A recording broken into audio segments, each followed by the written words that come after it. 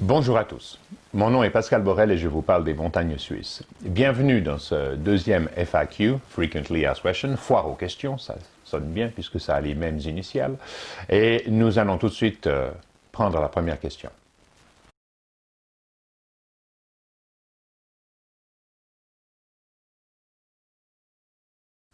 Alors, pour la cohérence cardiaque, vous avez tout à fait raison, merci pour votre question, c'est 365. Pourquoi? Parce que c'est le nombre de jours dans l'année, donc d'un point de vue mémotechnique, c'est facile à retenir. Donc c'est 3 fois par jour, 6 respirations par minute, pendant 5 minutes. Donc si vous pouvez faire 5 secondes d'inspiration, 5 secondes d'expiration, c'est très bien, mais c'est mieux de faire 4 secondes d'inspiration et 6 secondes d'expiration. Comme ça, vous obligez votre rythme cardiaque à s'abaisser légèrement. Et vous améliorez votre variabilité cardiaque, qui est toujours le signe d'un cœur sain. Vous aurez tous ces effets endocriniens, ces effets enzymatiques, vous diminuerez l'acidité sanguine, donc ça va dans la bonne direction. Et en effet, 365, 3 fois par jour, 6 respirations par minute, pendant 5 minutes. Merci.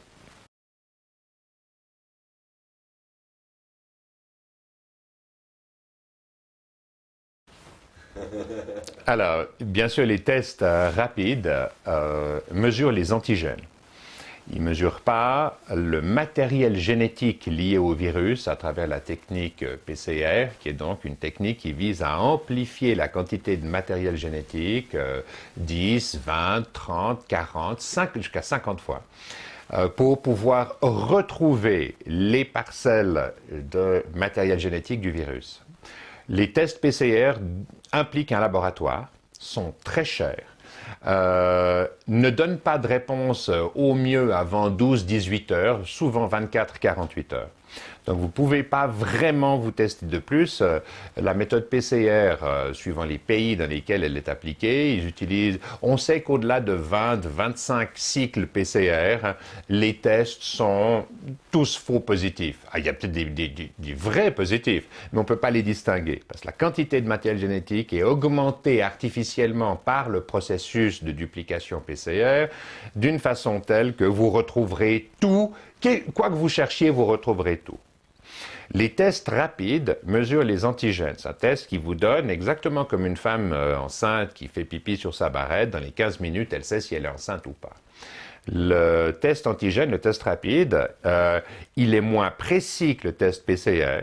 Par contre, il vous donnera, quand il est positif, vous savez une chose, c'est que la personne est vraisemblablement contagieuse. Parce que la charge virale, quand vous attrapez le COVID-19, elle va monter très rapidement, atteindre un pic, puis ensuite redescendre sur plusieurs semaines derrière, jusqu'à arriver à peu près à zéro.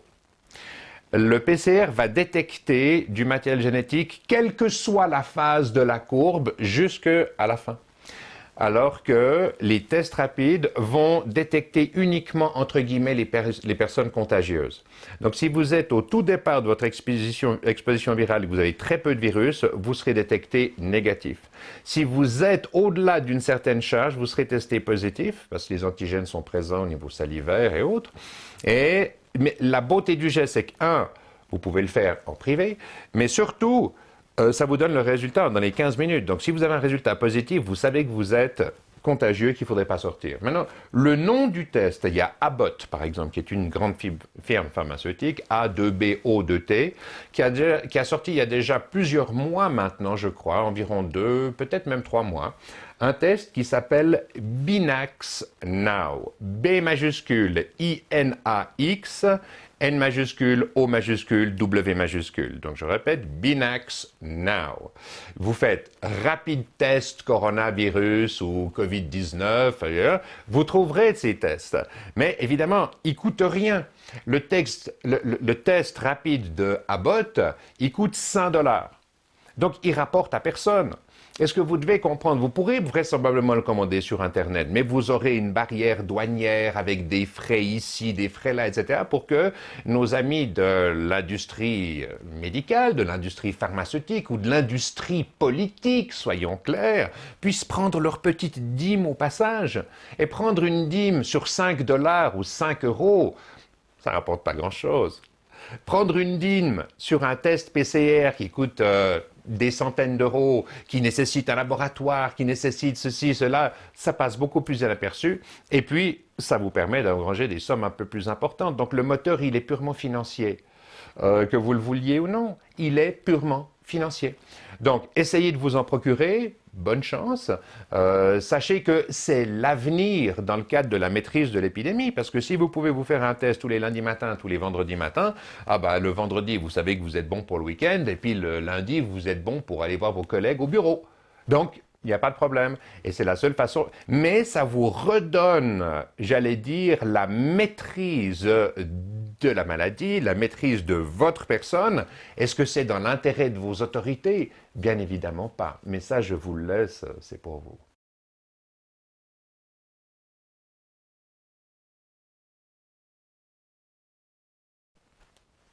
Encore une fois, ces tests sont disponibles. Simplement, ils ne sont pas encore avalisés par les autorités, entre guillemets, parce qu'est-ce qu'on peut appeler ça autorité médicale? Aujourd'hui, non, ils ne sont pas avalisés parce qu'il n'y a pas d'intérêt financier derrière. Qu'est-ce que vous voulez que je vous dise? C'est toujours le même principe. Alors j'essaie de ne pas être trop agressif, de ne pas mettre les choses en avant de façon trop violente, entre guillemets.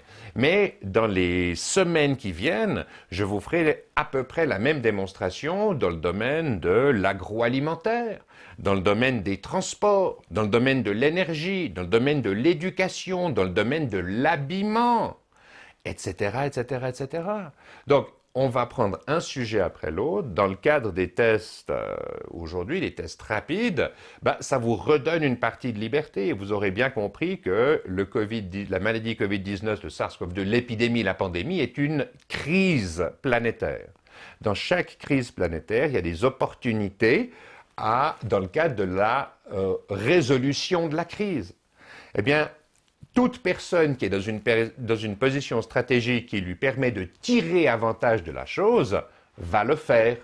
Et c'est dans la lignée des contraintes de l'évolution de la vie. On ne peut pas reprocher à un individu au sein de son espèce de tirer parti d'une situation donnée. Ce qu'il faut, c'est changer l'environnement dans lequel il est pour faire en sorte que ça ne lui rapporte rien, si ce n'est une très grave punition, que d'abuser d'une crise pour se faire des couilles en or. Excusez mon vocabulaire, mais c'est comme ça.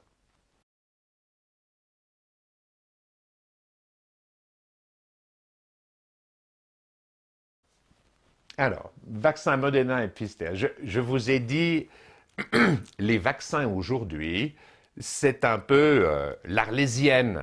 On ne sait pas si on aura des vaccins.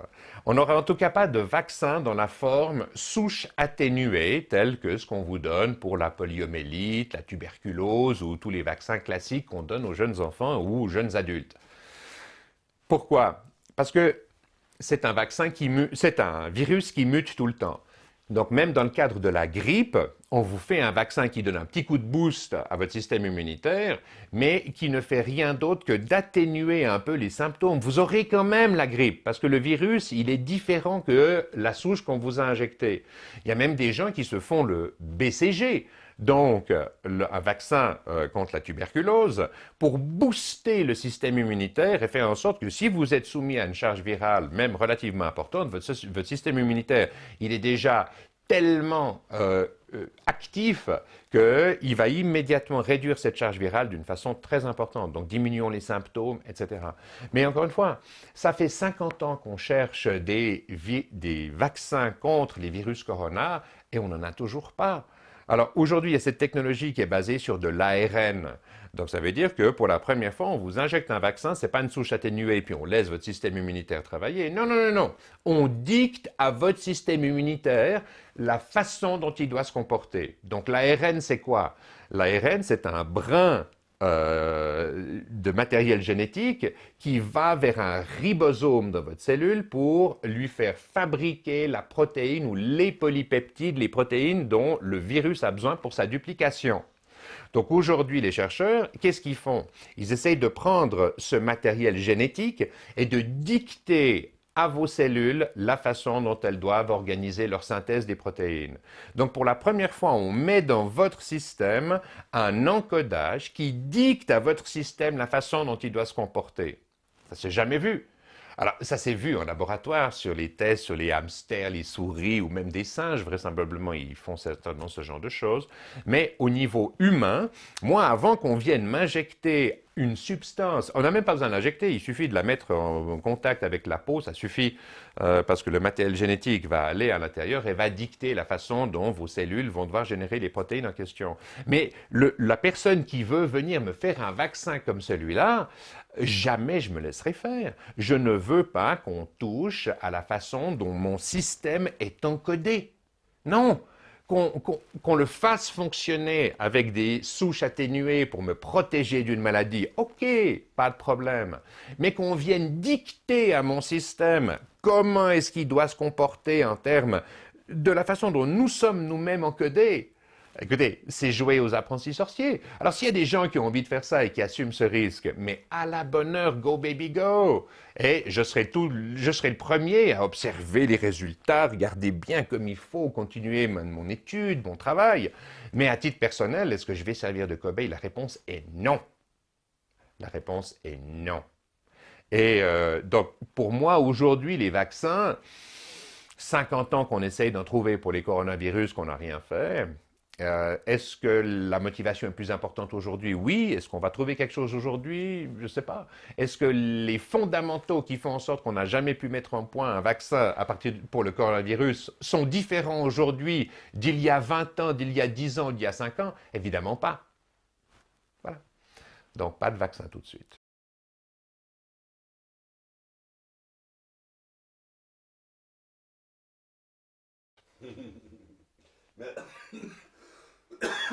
Merci beaucoup.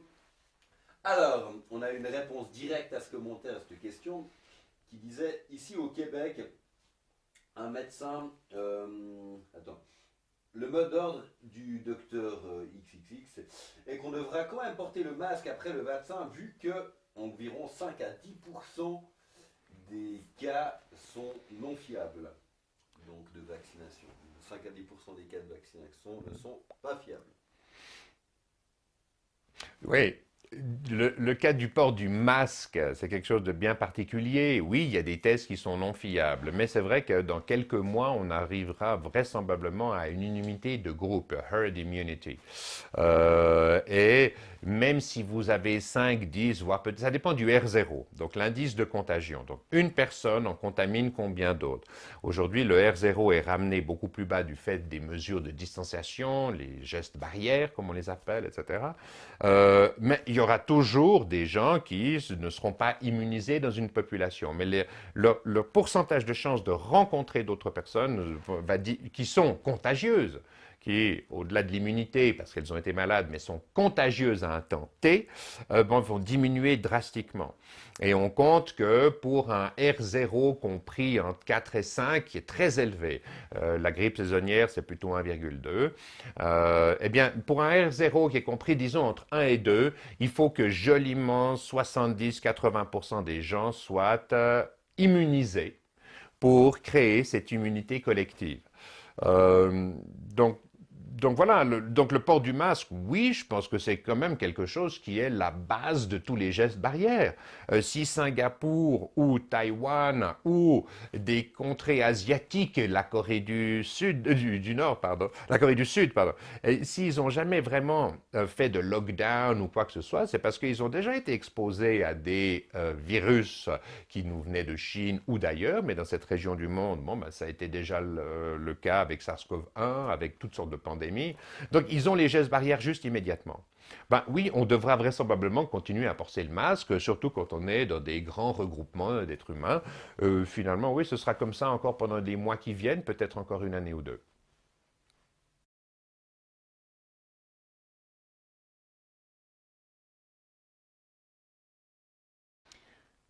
Merci pour la question. L'exercice physique, un de mes dadas, si j'ose dire. Donc, oui, il est clair que quand on fait un exercice physique intense, on provoque des micro-lésions qui vont ensuite être surcompensées. C'est le principe même de la surcompensation dans le cadre de l'exercice physique. Or, les micro-lésions que vous faites, elles sont au niveau articulaire, au niveau musculaire, un peu partout, mais elles vont quand même quelque part amoindrir un peu le système immunitaire de façon passagère. Mais ça, c'est si vous faites de la haute intensité.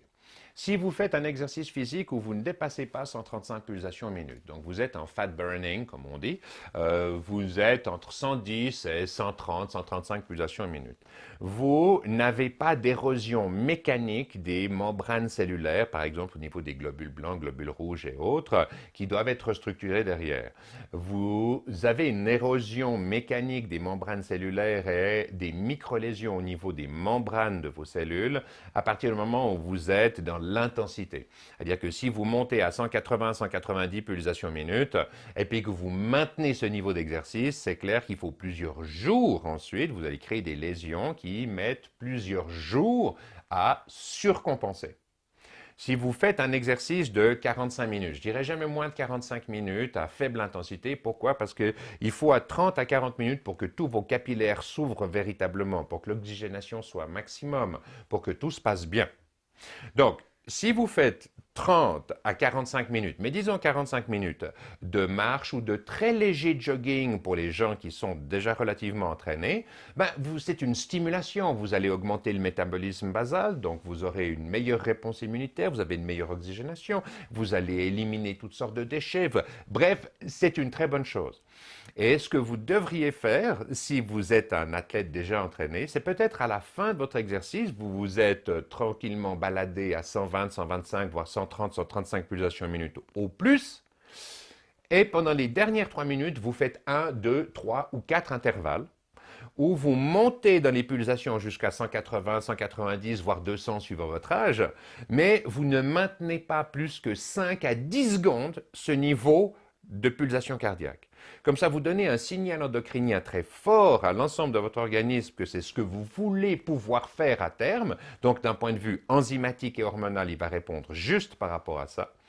Mais vous ne créez pas les micro-lésions qui vont mettre à mal l'ensemble de votre organisme, nécessiter plusieurs jours de récupération, mettre à mal votre système immunitaire, etc. Donc je répète, la base, c'est de faire un exercice de minimum 45 minutes pour oxygéner l'ensemble des cellules. C'est de faire un exercice doux qui peut être couplé ou non à la fin par, disons, 3 intervalles où vous allez monter très haut en pulsation, mais vous arrêtez immédiatement. Un intervalle, ça dure moins d'une minute. C'est 30 secondes d'effort maximum pour arriver aux pulsations cardiaques que sont les vôtres proches de votre maximum. Mais dès que vous touchez les 190 pulsations minute, vous vous arrêtez. Vous êtes assis par terre, vous attendez. Et vous laissez les pulsations redescendre. Quand vous êtes à 100 pulsations ou légèrement en dessous de 100 pulsations, vous refaites une fois. Puis vous refaites une troisième. Donc là, et comme ça, vous allez en effet booster tout votre système endocrinien, votre système immunitaire, sans créer les périodes de récupération où, oui, vous avez trop endommagé, donc vous êtes moins performant pendant un certain temps. Voilà ce que je dirais sur la pratique du sport en période de Covid-19.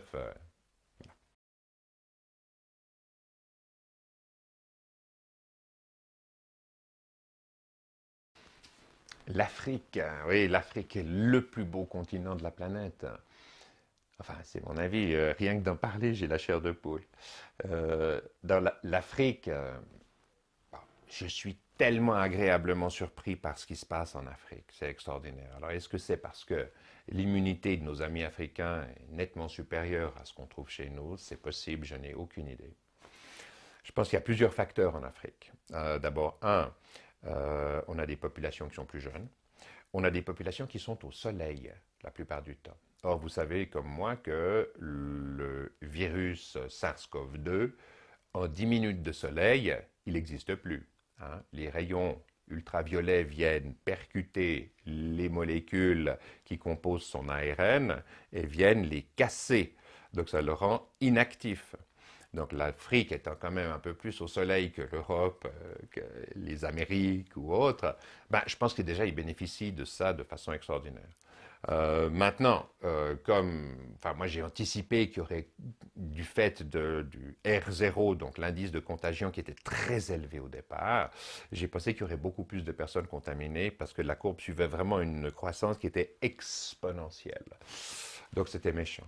Mais il se trouve que ben, vraisemblablement le virus a muté. On sait qu'il y a plus de 30 000 souches de Covid-19 aujourd'hui. C'est un virus qui mute tout le temps. Il est basé sur de l'ARN et pas de l'ADN. Il n'y a pas de système de contrôle de l'intégrité de la duplication.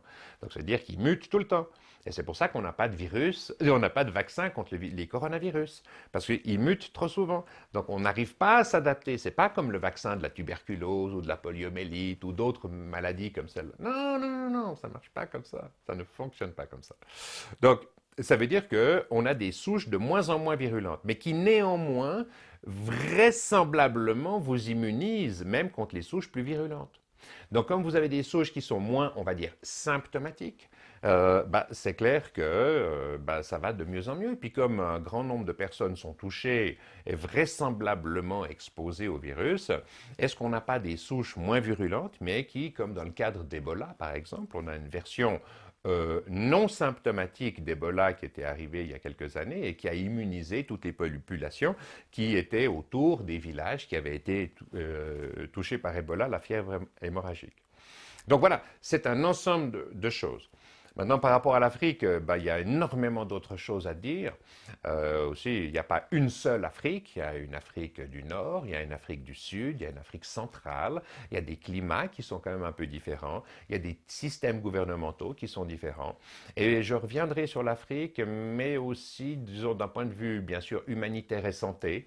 Mais je reviendrai sur l'Afrique dans le domaine des contraintes gouvernementales, économiques, sociales. Parce que c'est ce qui me semble le plus important aujourd'hui, surtout à l'aune de la Chine, qui a quand même une volonté expansionniste qui fait peur quelque part, et je dirais qui est même issue de l'histoire du siècle passé ou même du siècle d'avant. Donc qu'est-ce que ça fait venir, qu'est-ce que ça intervient aujourd'hui au XXIe siècle, alors que le monde a changé, l'accessibilité aux connaissances, aux informations et à tout a complètement changé. Qu'est-ce qu'on revient avec des volontés expansionnistes comme celle de la Chine aujourd'hui? Et ça me semble très malsain. On sait qu'il y a des gouvernements qui ont accepté que les Chinois viennent reconstruire leur parlement, ceci, cela. Les endroits sont truffés de micros quand c'est pas de caméra et autres. Enfin, vraiment, c'est sordide. Et je reviendrai sur tous ces aspects dans les semaines et dans les mois qui viennent. Merci.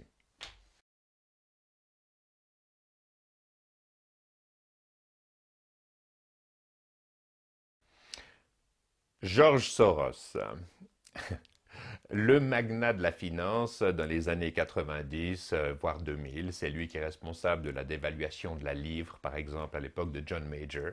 Euh, Ayant été le magnat de la finance mondiale pendant quelques années, il a eu, je suppose, la possibilité de mettre quelques cacahuètes de côté. Donc d'où est-ce qu'il sort les milliards ou les centaines de millions? Bah, de sa fortune personnelle et des actifs qu'il gère, que ce soit pour son compte ou pour le compte de tiers. Maintenant, George Soros ne va jamais investir un sou s'il n'y a pas un retour sur investissement dans les 3 mois, dans les 6 mois, mais au maximum dans l'année. C'est pas comme Warren Buffett. Warren Buffett, il a une vision plus long terme de l'investissement. Donc, il est capable d'investir quelque part, puis d'attendre 5 ans que ça porte ses fruits. George Soros, c'est un peu différent. Lui, c'est un dealer. Mais attention, quelqu'un de très intelligent, évidemment. Il maîtrise l'ensemble de la finance mondiale d'une façon qui est unique. Il est extraordinaire, quelque part. Et encore une fois, il n'a pas les garde-fous, que ce soit d'un point de vue constitutionnel ou légal, qui vont lui interdire de tirer avantage d'une situation de crise. La pandémie actuelle, c'est une situation de crise.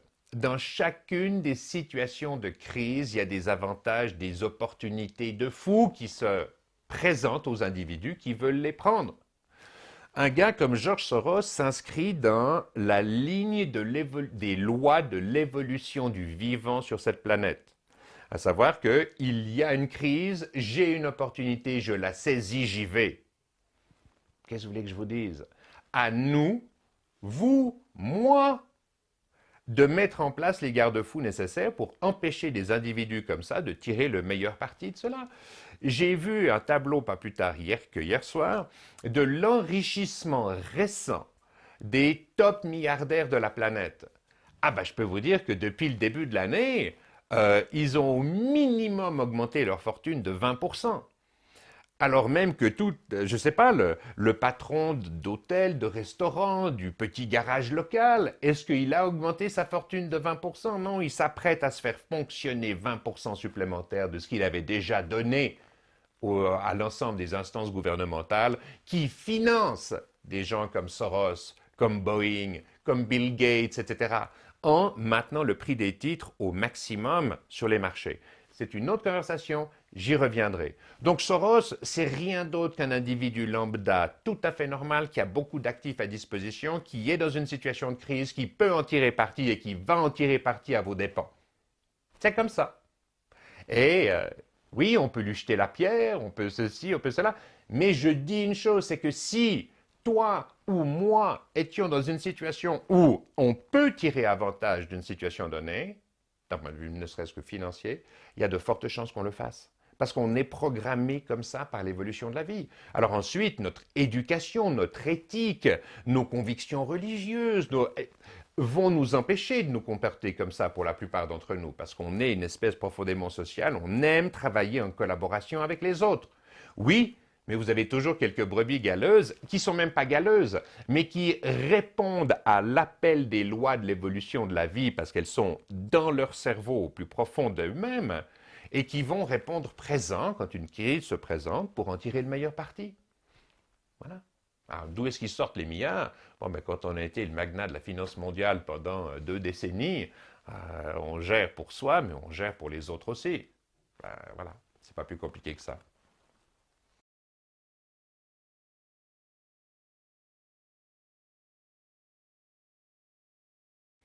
Alors, magnifique. D'abord, merci. Merci, merci, merci. Parce que moi, je suis un homme de dialogue. J'aime mettre mes idées sur la table, en débattre. J'aime m'exposer quelque part. Parce que finalement, comme disait Winston Churchill, on trouve toujours la meilleure solution après avoir essayé toutes les autres. Mais si on n'essaye pas, on ne trouvera jamais la meilleure solution. Donc, il faut aller de l'avant de cette façon. On va l'organiser. Aujourd'hui, on redémarre la chaîne, vous l'aurez bien compris, on est à un petit rythme gentil, on ne veut pas agresser les gens avec des notions qui soient trop en dichotomie, c'est-à-dire en rupture avec les convictions que les uns et les autres peuvent avoir, tant au niveau politique, au niveau financier, qu'au niveau agroalimentaire, donc nutritionnel, exercice, etc. On va passer en revue tout ça. Et oui, nous allons organiser vraisemblablement 1 ou 2 fois par mois des questions-réponses, mais live sur YouTube. J'ai plusieurs amis qui font ça, vraisemblablement le soir, entre on dira 18h et 20h par exemple. Et ça va se faire dans les semaines, dans les mois qui viennent. Mais dans l'attente, je me permets de dire que nous avons l'espace communauté sur la chaîne YouTube et il suffit de cliquer dessus, de poser vos questions ou de mettre quelques mots, ça nous va très bien. Donc, on répondra malgré tout aux questions, mais on organisera les Q&A, les questions and answers, les FAQ, la foire aux questions, live dans les semaines, voire dans le mois qui vient, vraisemblablement plutôt au début de l'année prochaine.